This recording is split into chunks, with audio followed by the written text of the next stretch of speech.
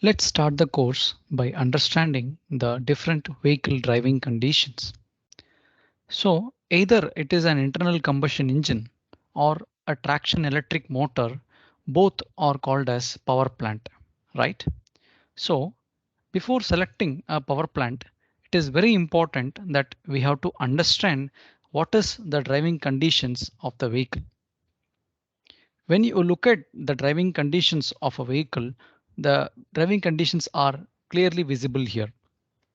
One of the first driving condition is moving off. It is the acceleration. So what it meant by moving off? It means it is the accelerating from the rest position. So that is a very important characteristic of vehicle. When we are selecting a power plant, this is becoming a very important characteristic that we need to consider. And second thing is the low speed creeping, mostly seen in cities where we find heavy traffic. So we press the accelerator, then the brake pedal, then again the accelerator, then the brake pedal. This is what we experience in cities. So this is what we call low speed creeping. So we are not allowing the motor to reach or the power plant to reach a certain RPM. Before that, we apply the brake continuously. So like this, we continuously keep on creeping on the road, and this is also a vehicle behavior. And the third thing is acceleration during overtaking. I hope people would have done it in your lifetime many times. When you are overtaking in a highway on the road, especially in the single roads, when you are overtaking, you are seeing that suddenly there is a big truck coming in front of you. Suddenly, what will come to your mind? I have to overtake that vehicle and return back and settle down to my actual lane as early as possible, right? So immediately what we will do, we will shift down the gear and immediately we'll accelerate and overtake the vehicle, right? So this is an acceleration during overtaking, or we call it as a sudden acceleration, or we can even call it as a sudden overload. Then what else? High speed cruising. High speed cruising. Everyone know it is basically a constant high speed running, especially in the highway. And the next thing, another important behavior of a vehicle is climbing uphill. So that is the gradability. So when I'm having uphill drive, so I have some 10 degrees or 20-degree gradient. So my vehicle should be able to climb that gradient. And that is very, very important, right? So these five vehicle behaviors are very important. Before selecting a power plant for a vehicle, either electric vehicle or any other type of vehicle, it is common for all. I hope everyone understand. So with acceleration, low speed creeping, overtaking, cruising speed, gradability, these five factors decide which power plant is suitable for which application. I hope people are getting the point. Let's first understand a conventional vehicle powertrain, and we will discuss further to understand how it is problematic. Take a look at this picture. This is an example of a conventional vehicle drivetrain layout. So basically, drivetrain means what? Drivetrain means the components like gearbox, propeller shaft, differential, and the drive shaft with the wheel. These components are called part of the drivetrain. And when we add the engine or when we add the motor onto this, it becomes a powertrain. So when I look into an electric vehicle, this is an example of an electric vehicle layout. The moment I come from the previous slide to this new slide, what is the difference that we feel actually?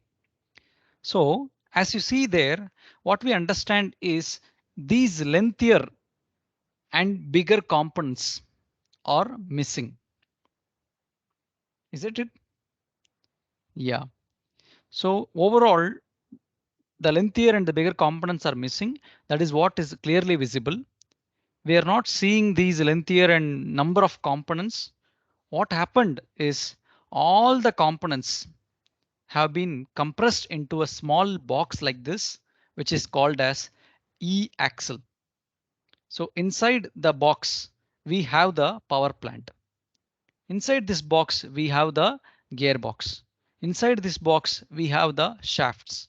Inside this box, we have the differential. So everything related to the drivetrain component has been compressed into this E-axle or electric axle. That is a very important change that we can notice from this particular picture. I hope everyone can understand that. So the whole drivetrain is being compressed into such a very small space, and that makes the difference. So in conventional powertrain, all these components are occupying more volume of space, whereas in electric vehicles, the drivetrain components occupy less space, that means less volume for the same power. So what it means? It means electric vehicles can produce very high power density.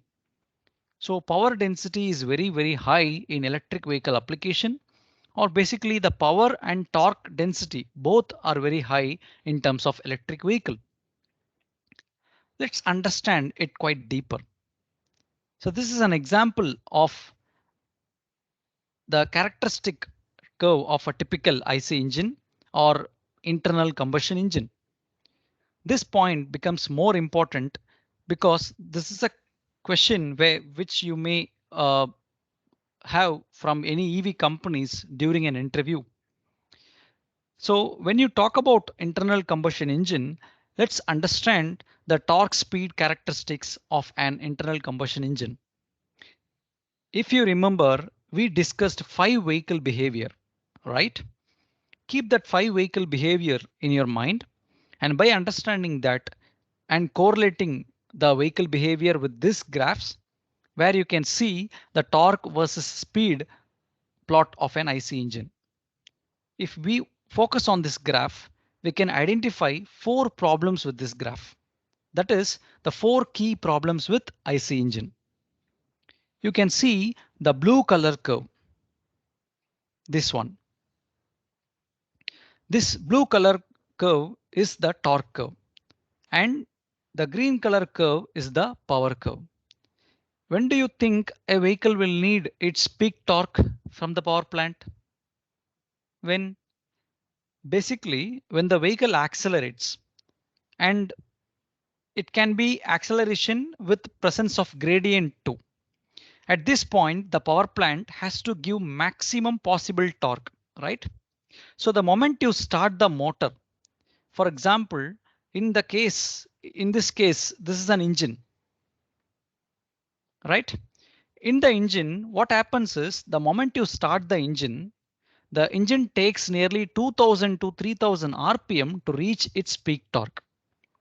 So to achieve the peak torque in an IC engine, we have to run the internal combustion engine somewhere close to 2000, 3000 RPM. And it's not just the acceleration. How quick the vehicle is able to accelerate, that is much more important.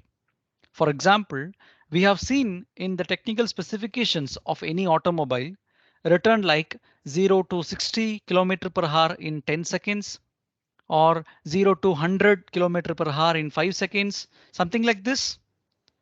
So that in that perspective, constant peak torque is very important.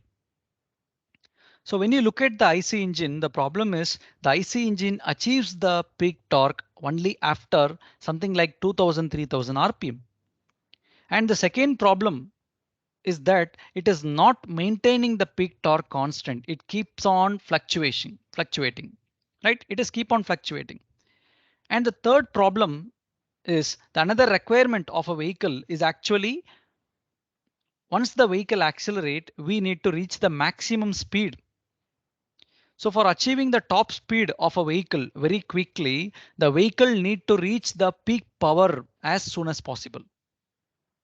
So the power plant which is applied in the vehicle should be able to achieve the peak power as early as possible. So the third problem with the IC engine is To achieve the maximum power, the engine has to run around 6000 RPM or more than 6000 RPM in some cases. Can you imagine? And what is the fourth problem with this curve is the peak power is also not constant. It is also fluctuating. So it will come down after a period of time. So to summarize the four problems with IC engine, the first problem is IC engines develop the peak torque only after running at a higher RPM. The second thing is that they are not able to produce or provide a constant peak torque. The third one is that IC engines are not able to achieve the peak power very quickly. And the fourth one is the power achieved by the IC engine is also not constant. So these are the four key problems that are faced by the IC engines. In addition to this, what about the efficiency? What about the fuel consumption of the internal combustion engine? When you look at the efficiency of the IC engine, even after 100 years of research, IC engines have reached just 40% efficiency. And many people think that electric vehicles are a new technology. It's not like that. Electric vehicles were there even in 1800s itself. And at that time, the power electronics technology, the battery technology, all these things were not mature enough. And after 1990s, with some breakthrough on the power electronics technology and the improvement on all these things, we had seen so many changes happening. So when you look at the IC engine, the other problem with the IC engine is the fuel consumption. Actually, when you look at the engine fuel consumption map, wherever they have a good efficiency, we call these zones as sweet spot. So a good power plant should have a more widespread sweet spot. That means a wider area where there are more efficiencies. That if we have a very small sweet spot, then the power plant cannot achieve more efficiency.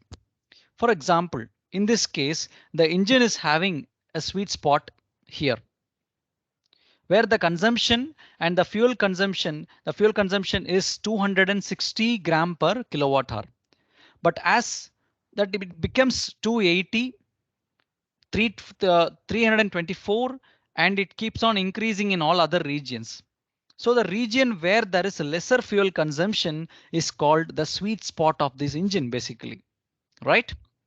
But when you look at the motor, look at the characteristic of a motor. If you go for any interview of any electric vehicle powertrain related job, you might be asked to draw this torque speed plot of a traction electric motor. So it is very important to understand this. The motor torque versus speed characteristic of an electric motor. When you take an e-motor's case, now we will compare this graph with that of the IC engine. The first difference that we can see from the graph compared to IC engine is the moment you start the motor. The moment you start the motor starts with the peak torque, and it starts with the peak torque. The second advantage the e-motor is giving is that it is not only starting with the peak torque, but it continues the peak torque to a range of speed too. Sometimes it is gets extends the peak torque, constant peak torque gets extend to more than 3000 4000 rpms too. Today the modern motors are very easily showcasing this ability. This is a typical traction electric motor. In coming slides of the course, I'll show you some real life motors also. Today the modern traction motors have a very wide constant peak torque region. That means the constant torque is extended. So as they have a wide constant peak torque region, the vehicle will be able to accelerate as quicker as possible. That is a very important characteristic that a traction motor provides. To summarize, the traction motor gives a peak torque from the moment it starts. Second thing is it continuously gives the peak torque until the base speed. And the third advantage is that the moment the torque starts coming down, the power becomes constant and the motor power becomes stable too, almost stable, right? That is the third point. And you know how much quick the power becomes peak is very important. In a modern traction motor, under the low RPM itself, they can reach higher power zone. This is another positive aspect of the traction motors. IC engines have to run very higher RPMs to reach such peak power. What it means is that more fuel has to be burnt. So hope we understand how much good the motors are in terms of traction application. And the fourth plus point of the motor is that today the traction motors are able to maintain a constant power region. And we cannot say it is a flat curve, but still it is called as CPSR, constant power speed region. So motors exhibit a wide constant power speed region. So looking at the constant power speed region, we can understand that when a motor has a wide constant power speed region, the motors can easily be controlled to operate in its most efficient region. Say in the previous picture, we saw that IC engines had a very small sweet spot. And when you look at the motors have a wide sweet spot, wide region where the high efficiencies are possible. That is one of the most important plus point. And the second thing is that minimum efficiency. When you look at the IC engine after 100 plus years, the maximum efficiency of the IC engine is too low, around 40%. But when you look at the electric motors, they showcase a minimum of 80 to 85% in most of the types of traction motors.